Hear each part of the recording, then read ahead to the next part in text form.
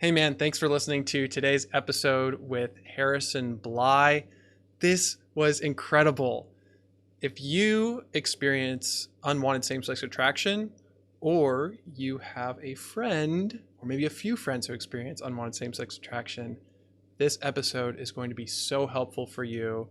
Harrison Bly, author of Bent on Men, is talking about his story that doesn't get told, as a married father who experiences these things, who has experienced tremendous healing and redemption and freedom in this area of his life. I think you guys are going to love it, so enjoy the episode. Welcome to Husband Material. Today on the show, I am welcoming Harrison Bly, who is the author of Bent on Men, a memoir on taboo feelings, fraternal curiosities, and faith. I got a chance to read this book, and it was so good that we are doing a two-part interview on it. So many men who are outgrowing porn are specifically dealing with some of the issues, some of the experiences that are described so well by Harrison. Thank you so much for joining us, man. Man, I'm so honored to be here. Thank you, Drew. You're welcome. What do people need to know about Harrison Bly? People can know that I write. I'm a husband. I'm a father. I've got 3 kids. I'm a brother. I have a biological brother, but spiritual brothers, and I'm a son to God, a son of God, and thanks to Jesus, I'm being made into husband material.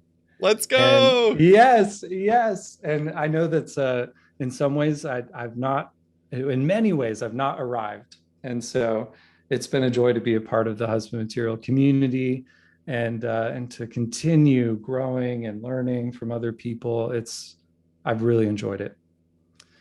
Yeah. And so I've written this book, Bent on Men, and in it, I share a lot of these stories. I'm trying to shed light on what it's like to be a person of faith with unwanted same-sex attractions. And I want to share it because my hope is that we can begin to make sense of these topics that have been taboo for so long, maybe even especially in the church. And I'm so convinced of God's love. And I wasn't always, but I am now. And maybe even especially for marginalized people. I don't know if that's theologically correct to say, but here I am saying, like, God's heart for the flawed people is enormous. And so because of that, I feel like God's given me a heart to champion fringe people, underdogs, the losers, and maybe especially the morally flawed. And it just scratches the itch of my life's mission to position society's riffraff, that's kind of how I once thought of myself, into God's dignifying and clarifying light, where we can see people who had been destigmatized and not belonging, made holy and wanted. And I feel like that's a big part of my life's mission. That's taken shape in many different ways. Yeah. And it has taken the shape of writing this book, writing your story in a very vulnerable way. You've opened up about things most people just don't talk about. And I'm curious, why did you write Bent on Men? Yeah, that vulnerability was so important to me because I feel like there are a lot of people who felt like I did, too gay to be Christian and too Christian to be gay. And in that gap in between there, I felt just abandoned between ideologies and communities and ideas and ways of thinking that just I couldn't figure out how to be a part of either of them. And neither of them were really acknowledging my deepest wounds and longings. And so you're talking about both the LGBTQ community and a lot of Christian communities, right? Absolutely. Yeah. Thank you for putting a name to it. That's exactly what I mean. And in my story, there's a point where I'm kind of literally, even in my story, I have a space where this happens, where I'm stuck between the two worlds, and someone comes to meet me in that space, like a representative of Christ. Like God met me in that place where I had nowhere to belong. And so I want people to know that that's where God goes. And I'm hoping that this book, this memoir, it just gives people their permission to stop shaming themselves and feeling like they can't belong anywhere, and just take a deep breath, and just giving them the permission to be curious about their longings and their sexual template, as I think you've called it. And instead of just running from it and hiding from it and hoping it will go away.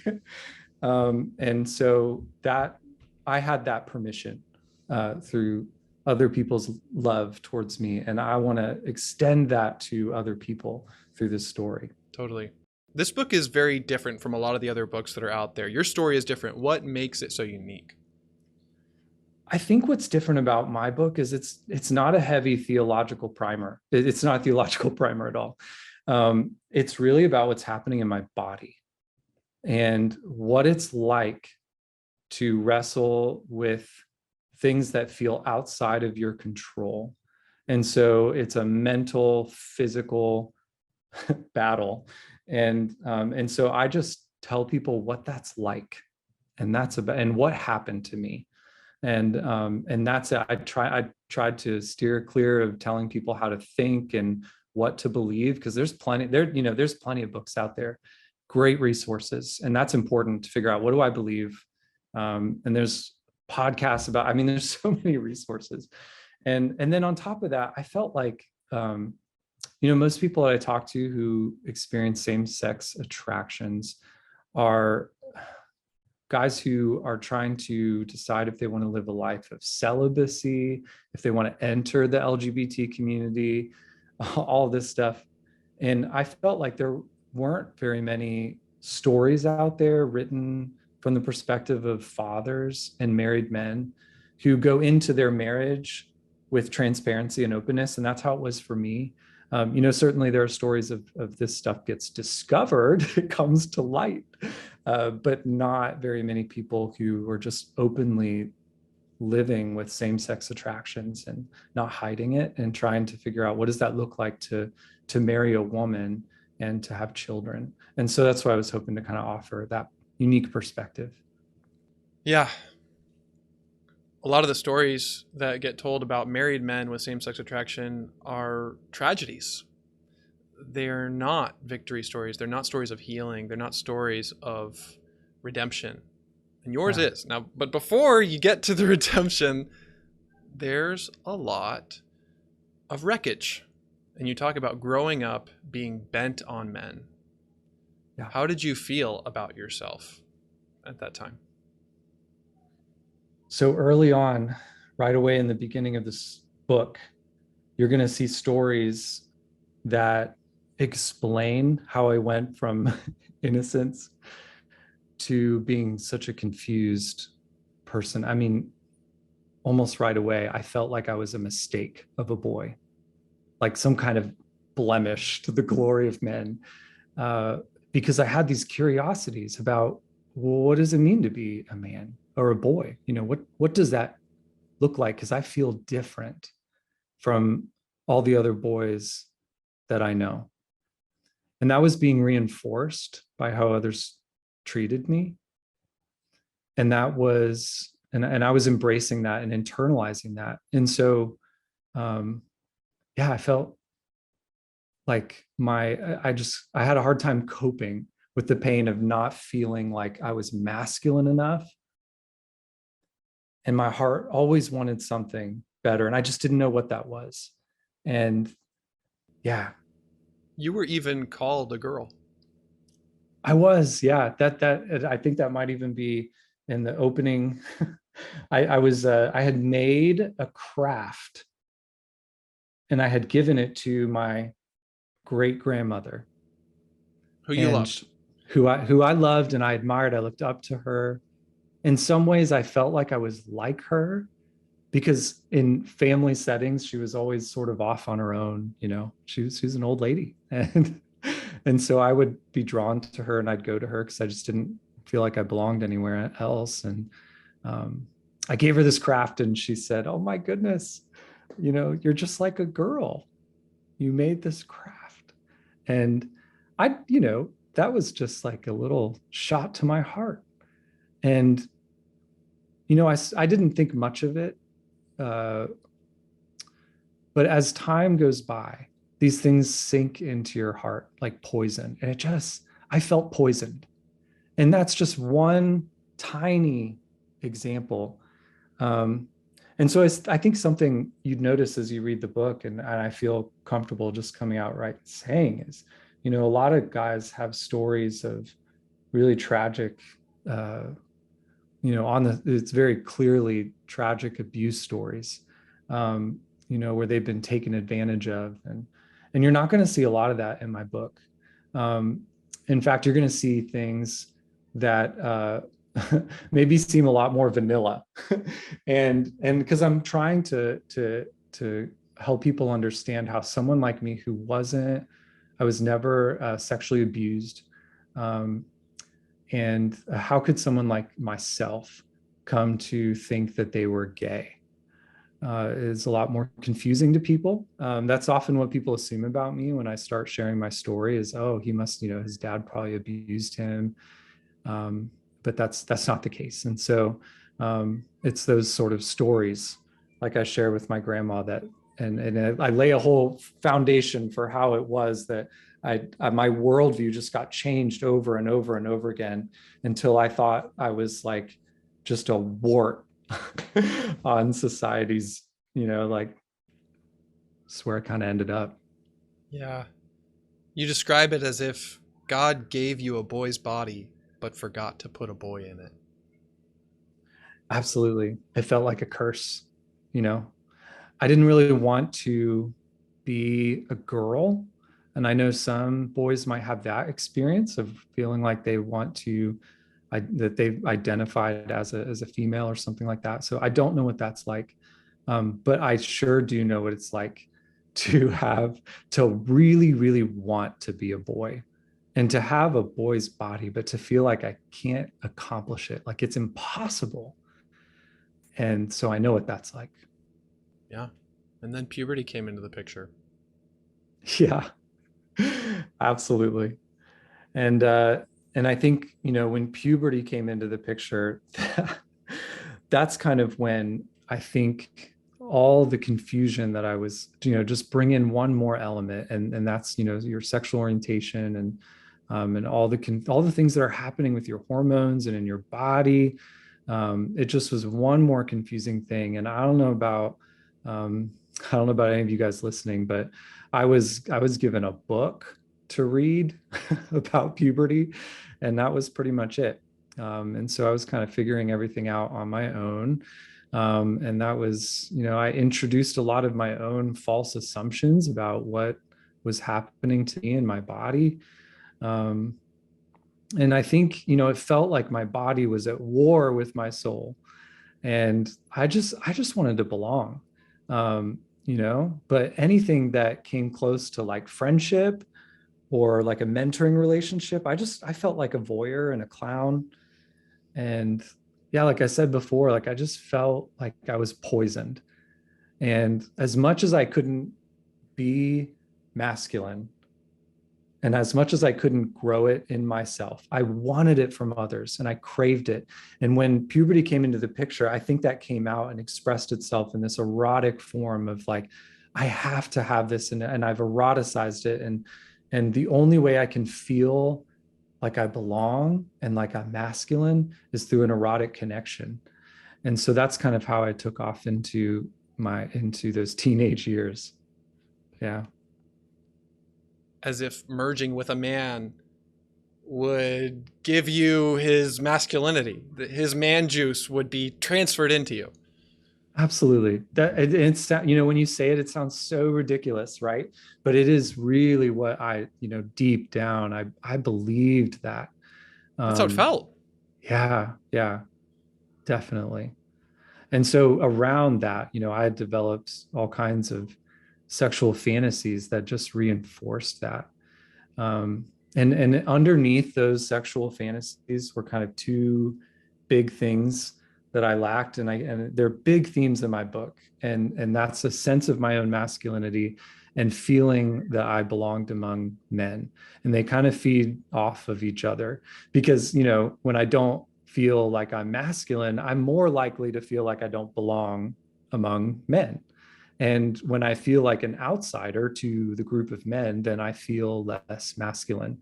And so, really, these fantasies were a way of coping with that pain of these downward spiraling, soul crushing realities. And so these fantasies were scripts that could help me repair what was broken. And the hook, they would lure me in, like, hey, you want to feel really masculine, don't you?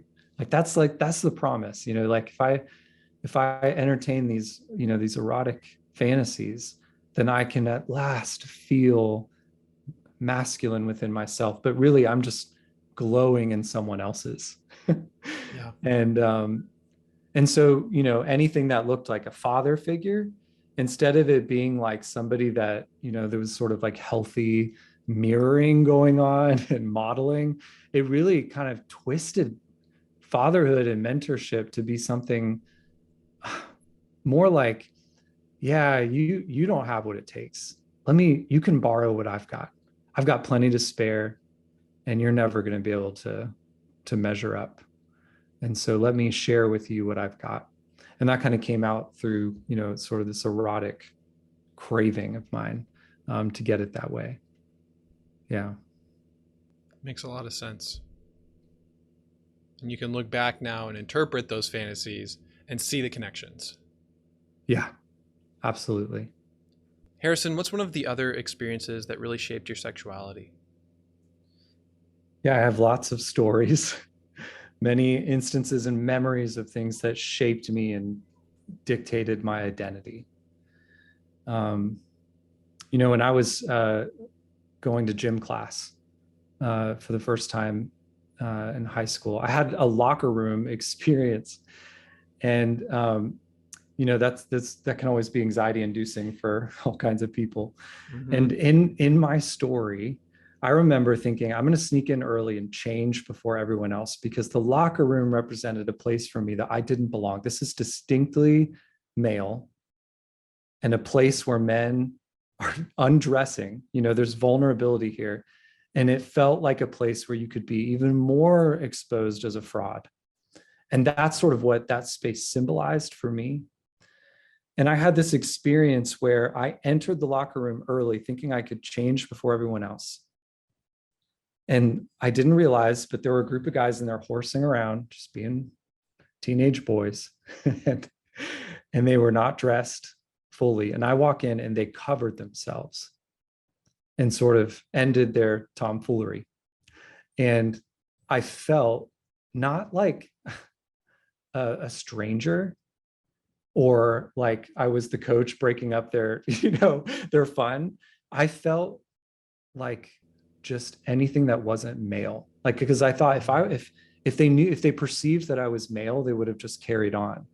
But something about me being there changed the environment, changed the spirit of the whole room, and they could no longer be themselves.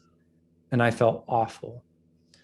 And I had another experience like that years later. I thought that I was sort of being invited into this like group of guys, this bonding experience. I was out of town at a competition, and so I was at a hotel room, and I come up, with these guys, and kind of in the people I would be competing against. And I come up, and I realized that I'm there to be the butt of their joke.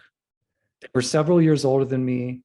I was so innocent and naive, and I was so excited to be there with them. And I enter into this world, and I don't know what they're talking about, but they're imagining a scene where they're having sex. And one of them just sort of pulls me in, and they're like simulating a rape scene. And I'm like, what is happening? And so I like lash out, and I end up elbowing the guy that was behind me. And I was like, what are you doing? And I really hurt him. physically. And they were sort of like, what is your problem? We were just having fun. What are you doing?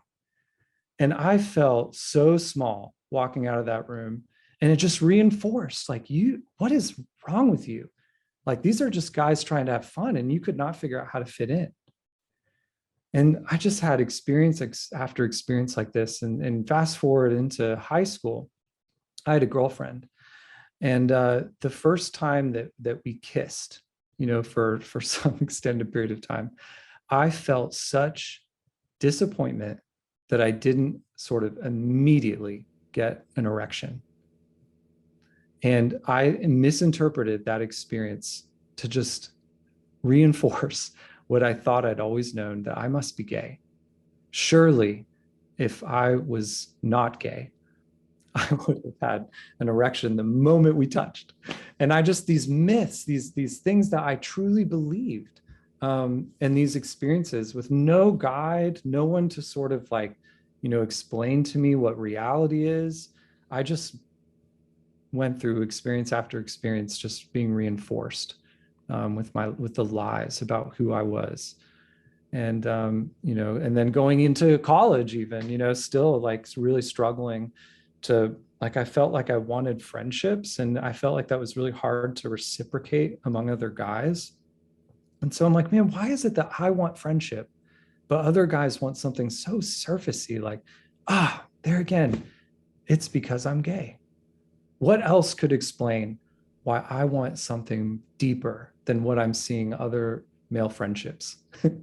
Yeah, that's right. It's because I'm gay. And just all these experiences that I had, I entered into the middle of my life feeling like it's just inevitable. I can't belong, and I can't be real. And that's what I was after. I wanted to be a part of something. I wanted to be a man among men, and I wanted to be who I really was, and I couldn't do both. So I was trying to do one or the other. And that's kind of how, where I end up in the middle of my story, feeling like there's no way out. I'm too gay to be Christian and too Christian to be gay. Not up to snuff to be a boy, too much penis to be a girl. Yeah. Really confusing. Yeah. Really confusing. Yeah. I can imagine at different points in your stories, men thinking, oh my gosh, me too. I felt that exact same way. Yeah. Yeah. I'm finding more and more, just talking with readers, that's the case. These guys, like, it's so sad to me. I'll talk to guys who are 50, 60 years old, and who say, I experienced that. And so it's like for decades, they've been living their life with the burden of that loneliness. And I feel it makes me realize, like, I am so fortunate to have experienced the kind of grace that I've experienced. I think often, like, if God didn't do another thing for me, I would be blessed beyond reason. And yet he continues to bless me with revelation and insight into who he wants me to be. And I feel more and more and more like his son. And not because of anything I'm doing, but because of what he's revealing to me that's been true all along. So, yeah. And he is blessing others through you, through your gift of language, to be able to name some of our suffering, to be able to name some of the ways we've sexualized our deepest longings, and to unravel that tangled mess. Yeah, that's so much of what I'm doing. And we'll hear about that in the next episode for sure, is just untangling that wad of desires. Like, I'm so convinced that what we just like call gay, if you tap on that rope, it begins to fray and it begins to untangle. And what we see are things just twisted up with one another. And, one other story that's an example of that from my book is, there's this really tragic thing that happened in my childhood where a teammate of mine, I did gymnastics. I was in competitive gymnastics even early on as a kid. And one of my teammates took his own life, and he was a little bit older. And I didn't even know what suicide was. I couldn't imagine, I was so young, I couldn't imagine someone would do something like that. It just didn't compute in my little mind, you know? And so they tell us, that he passed away, and I'm with my team when this happens. The coach is telling us that, this teammate had taken his own life, and it was important that we know that. And then they sort of released us to go back to our parents, and I'm just devastated. I'm like processing things I don't think my young mind was meant to process. And I'm going back and I look up and I'm thinking it's my mom, who I over related to in childhood, but it wasn't. It was my dad, who there was just this such divide with. Like, I just couldn't make sense of who he was. And I knew he had no clue who I was. And I just wanted comforted. I was grieving. I didn't even know that word, but I was just devastated. I was in shock. And I come towards him and I think maybe this is the first time that we will hug. And I approach him and I come up to about halfway up to his belt line is where my head hits. And I come up to him to embrace him. And I was such a fool. He did not reciprocate. His arms were folded above my head. And I felt so stupid. And I look in my eyesight, I open my eyes, and right in front of my eyes are my dad's private. Like, his belt line is right there. And I'm seeing, like, this is where I sort of buried my head, right there. And I remember thinking, I wonder what that looks like. And then feeling such shame. I was wrapping these things together, like a confusion about what is fatherhood, what is sonship, who is my dad, why won't he touch me, why won't he comfort me, I long for him to touch me, and just getting twisted around sexualizing him and just being confused. All I wanted was some human touch. And I walked away from that story thinking, I must be gay because I wanted him to hug me and hold me and comfort me. And I believed that. And that's just one story of an example of, I just believed a lot of lies when I was a kid. Yeah. Harrison, I have no words. My heart breaks for you. Thank you, Drew. That's painful to share. But for as painful as it is to remember and think about, God is not my father. And I have learned through his continuing revelation of himself to me, through his word, through his spirit, through the church even, what he is really like as my father. And he embraces me, and he uses other men in my life, and I can experience human touch without eroticizing it. And man, what a blessing that is, to know the difference finally. To be able to know the difference between sexual desire and I just want to hug. I didn't know the difference before. Yeah, and that's where a lot of your sexual fantasies were born, and that's where they grew and developed into something so powerful that it felt overwhelming. Yeah. It's just like, oh, how can you not? It's like, how can you not see what this would do to a boy? Yeah. It's not some rocket science. It's not some like psychological gymnastics that we have to do to understand how all these things fit together. It's like, no, it's pretty straightforward. What that boy wanted and needed was a hug, maybe more than ever. And what he got was folded arms and a belt buckle looking at your dad's crotch. Yeah. Yeah. And what's wild is I guess I was kind of nervous when I published the story that I was getting the details wrong. I thought, that's what I experienced. And I think that's important that I felt that way. I wondered though, like, what is the truth? So I actually talked to my parents about that day, uh, just before this went into print, because I wanted to change it if I was wrong. And I said, hey, do you guys remember, that day that I learned about our teammate, dying, and just do you remember, like, did they tell us and then release us to you? And they were like, yeah, I think that happened. And I was like, man, were we just devastated? And they were like, yeah, definitely. Like the other, all the kids were crying, and it just was really, really sad. And I said, yeah, did you pick me up that day? And they were kind of like, oh, I think so, maybe. Yeah, that sounds about, yeah, I think he might have picked you up.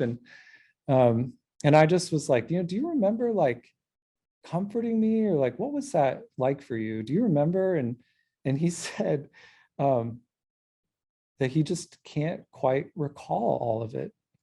And I asked him, I was like, is it true that you just didn't really touch me a lot as a kid? Or is that kind of what I have just wrongly believed? And he said, yeah, I always kind of thought you might be gay. And I didn't really want to make that struggle worse for you. Mm. So I just kind of kept my distance in that regard. And so I've learned that, and it paints a different picture of my dad, doesn't it? Like, and I've come to realize he is a very, very emotional man. And he has a very hard time, like, living with his emotions. And he will do just about anything to prevent his emotions from going overboard. And so I'm certain now, as I've pressed in, that what was going on is my dad probably was feeling exactly what I was feeling: grief, confusion, not knowing how to comfort his son right in front of him, cognizant of a potential sexual dysfunction that he doesn't know anything to do. Like, I don't know what to do about that. And this is what he knew to do, and that was his best. Yeah. And that's just wild to think about, but that's who he is, and that's made sense to me. Mm-hmm. If you could go back and speak to your younger self, what would you say to him? That's such a good question. um, you had a guest on recently who's a part of the husband material community, Douglas Carpenter, and he said it so well. I wouldn't be able to say it better. um, but he talked about the difference between arousal and sexual desire. And if I could go to my younger self, I would share that information, that what you are aroused by is not the same thing that you sexually desire.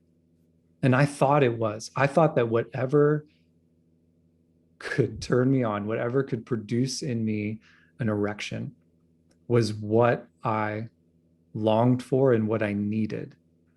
And it's so comforting. I wish I could comfort my younger self to say, you know, that's not the case. That's not what you really want, and that's not who you are. Yeah, absolutely.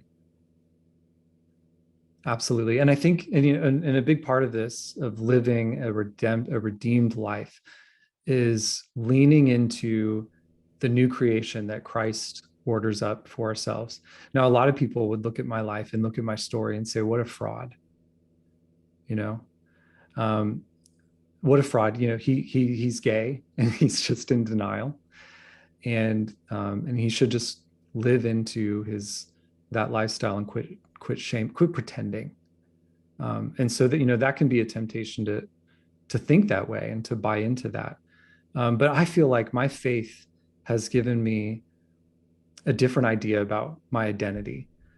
And I don't have to base my identity on a physiological response. Praise God. And that is so freeing to think about. And when you say it out loud, it's kind of funny. It's kind of silly to think that that's the society we live in. We really do sort of divide and draw lines and create categories and identities and definitions around how we, around our arousal templates rather than what we might sexually desire in health. I want to quote a passage from the book where you say, I saw this deep, unmet need of mine was less a gay thing and more like the burden of every man's soul. We cry out for relief from it in a myriad of ways. My cry sounds gay, but my brother's cry sounds like violence against women, and my other brother's cry sounds like suicide. In this framework, I was a man like any other, and that was a start. It seems like that truth was so important for you, to realize that you are a man and you belong with men. You had felt like there's a man club out there and you're not invited. But the more you saw your sexuality as having commonalities and similarities with men who are radically different, you were like, wow, I'm one of the guys. Absolutely. And it might, and because it's so equalizing to talk with other guys on this level. And I'm not talking about guys who are experiencing same-sex attractions. I'm just talking about men in general. And to like, so one of my closest friends, shares about, like he felt very similarly about feeling out of control with his sexuality. And it's not same-sex stuff at all. Like, but he struggled with it for years and he felt like this is who I am. And he's wrestled with that. And so I felt like, man, I spent so many years of my life thinking that guys just naturally figured it out somehow. And I just couldn't because of my problem.